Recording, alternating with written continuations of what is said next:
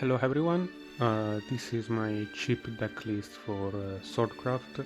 It's a really cheap deck list, so I think it's really affordable for new players, and it's also quite easy deck to play, so I think it's perfect for new players who want to play Shadowverse Wars Beyond.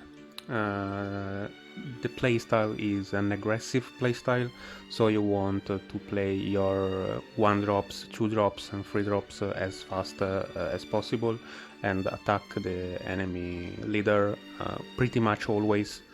And you don't want to control the board, you want to just reduce the enemy health to 0. So let's start with the deck list. We have 3 Flash Step Quick Blader.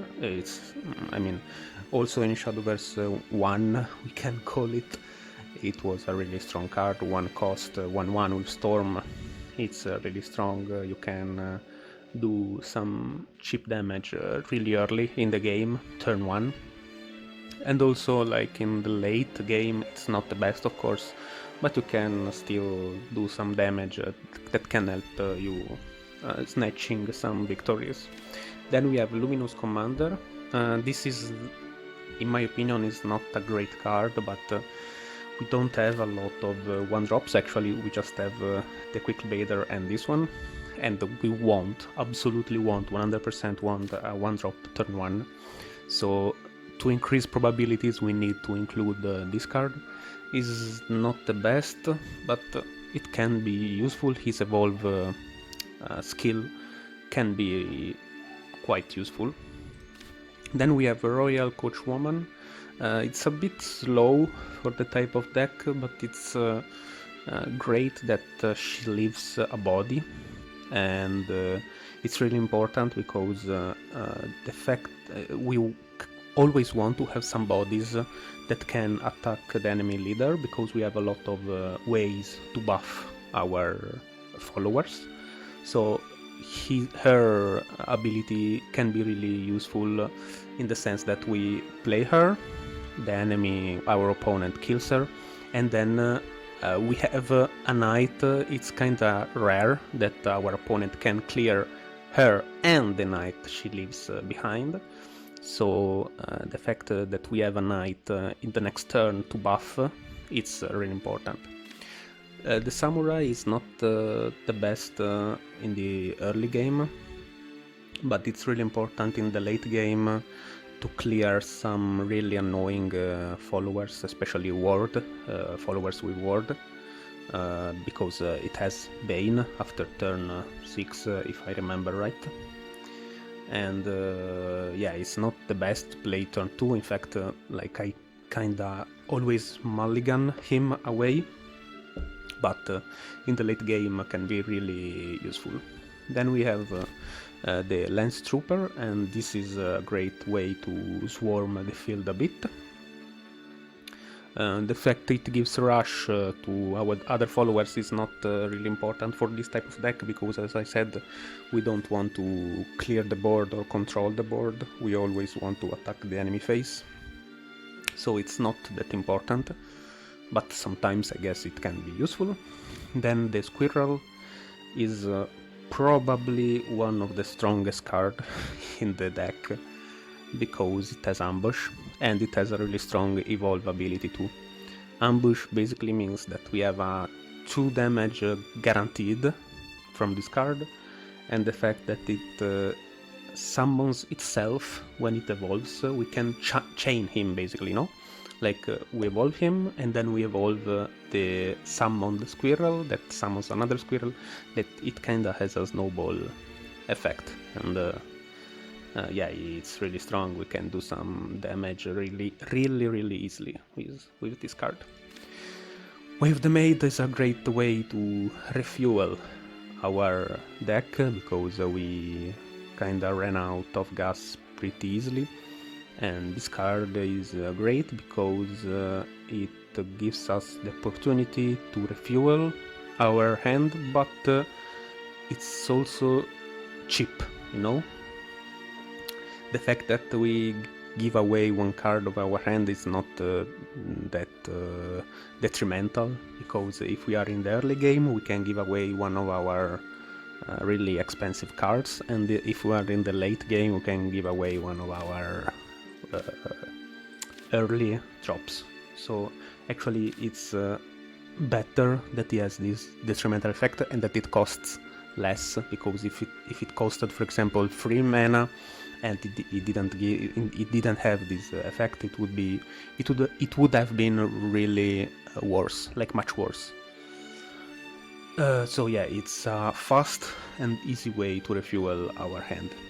At 3 we have Ian, I don't know how to pronounce it, and I rarely see him in other deck lists, but I think he's quite strong. Like the fact that it protects, like for example with the squirrel, I think it's quite strong. For example, we play squirrel turn 2 and then we play Ian turn 3 and we buff the squirrel, it becomes a 3/2 that can attack, of course.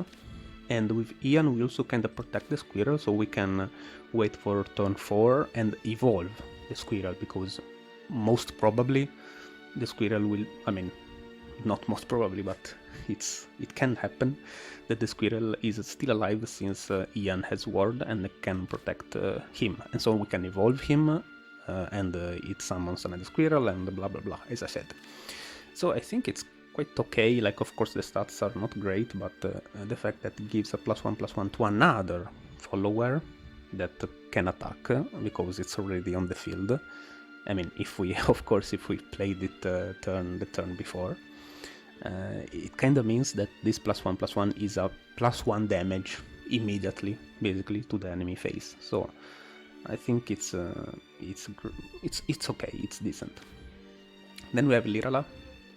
I think it's a bit out of place because it's not an aggressive card, but I think it's also decent, like in mirrors or against other aggressive decks, because it can heal us. But yeah, I think it's a bit out of place, but it swarms the field a bit, it heals us, it's not bad, you know. Then we have Vols. I only have 1 copy of Vols, but if I had 2 or 3 I would add them. It's a really big tempo swing, because at 3 we can play a 2/1 and clear 99% of the time, clear a 3 or even 4 cost with his fanfare effect. Then on 6 I used it only once or twice, like really rarely, but it can be useful sometimes. Then we have Iron Crown Majesty, is our main spell.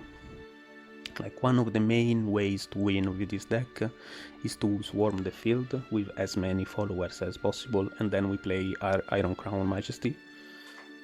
And of course we choose the second effect. Like, 90% of the times we always want to choose the second mode, and yeah, it's really strong. Like, I don't have to say anything about this card. Zirconia is the same, but even stronger. Even here I have only 2 copies, but I would put 3 of them, like 100%. Read the effect, it's obvious why it's strong. It summons 2 copies of a knight, and then it has a Iron Crown Majesty type of effect. So yeah, I don't have to say anything about this card. Luminous Magus, it's an interesting card because it's the opposite of what we are trying to do. Like, it's a card, it's not an aggressive card by any means. It's actually slower the opponent, because it summons 3 copies of Steel-Clad Knight, and they have ward, since she has this effect. And it's really interesting because at turn 5-6 we start to lose the control of the game, and the opponent starts to hit our face. So with Luminous Magus we can slower him slower our opponent and wait for our big weapons that are later in the game. So like at turns 5, 7, 6, 5, 6, 7, we have to endure a bit our opponent plays, and Luminous Magus is a really strong way to defend ourselves. Albert is the only legendary, and it's really strong, but I think it's not the main finisher of this deck. So if you don't have Albert, it's not the end of the world. Of course, if you have it, it's I mean, it's really strong. But if you don't have Albert, it's okay. It's a free cost 3/5 with Storm, really strong, but he's enhance 9. It's 12 damage to the enemy face if you super evolve him. 12 damage is crazy. Like, yeah, it's crazy. Ernesta is another way we can finish our games, because if you evolve her, it's +2/+2 to all your board.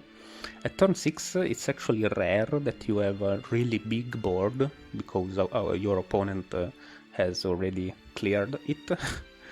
But even if you only have 2 followers, it's already 4 more damage to the enemy face, and 4 more damage at this state of the game pretty often is lethal, you know. So Ernesta is not the best card, of course, of the deck, but she can be really useful, and she can be a finisher. But the main finisher of the deck, of course, is Centaur Centurion. Like turn 8, super evolve him, 10 damage, finish, like end. There's no turn 9 with this deck. There's no turn 9. So unless you want to play Albert at turn 9, but if you have Centaur Centurion at turn 8 or turn 7, if you have the play point thing, if you started the game as a second, Centaur Centurion is 10 damage to the enemy face if you super evolve him. Like, it's pretty much always you end the game with Centaur Centurion super evolve. 3 copies can be too much, maybe, but I've bricked with Centaur Centurion only once. Like, it's you, even if you draw him really early, it's not the end of the world, because you start to count the turns that you know. So if you are at turn 3, you think, okay, I need to bring the enemy health in range to a Centaur Centurion super evolve attack, you know. So yeah, the main strategy of the deck is this one. Basically, you want to bring the enemy health close to 10, 9, basically, like in range to a Centaur Centurion super evolve lethal. Or if you have Albert, even 11, 12 can be okay, but at turn 9. And yeah, the main weakness of the deck, of course, is some really big ward follower at turn 7, 8, Orkis, of course. With Samurai you can clear it, but if you are, for example, at turn 8, you can't play Samurai plus Centurion. You can play it at turn 9 if you have the play point, but yeah, the fact that Orkis is in the game is a really big problem for this deck, because at turn 7, 8, your opponent plays Orkis. It's really difficult to go past the puppet she summons. Lloyd, I think it's the name of the card. But yeah, otherwise this deck is pretty strong. It's really strong against Dragoncraft, for example, or Heavencraft, all slower decks.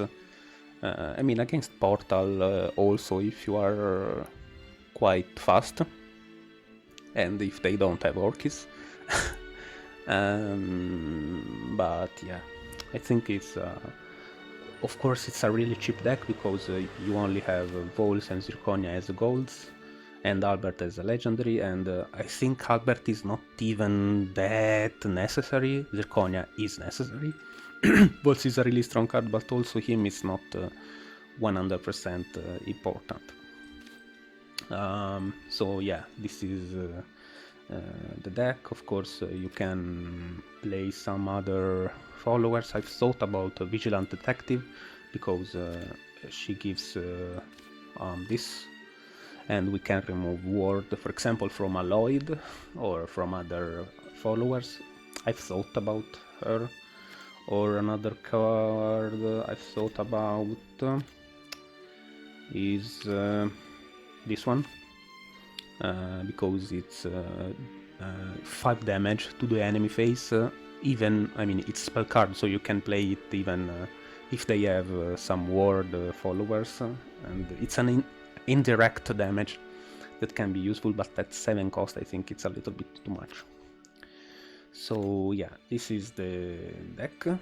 Let me know what you think about it, and yeah, this is it. If you like this video, yeah, push the like button. I'm not used to do these YouTuber things. Follow me, and you can follow me on Twitch too. I play some Shadowverse, and yeah, that's it. Bye bye.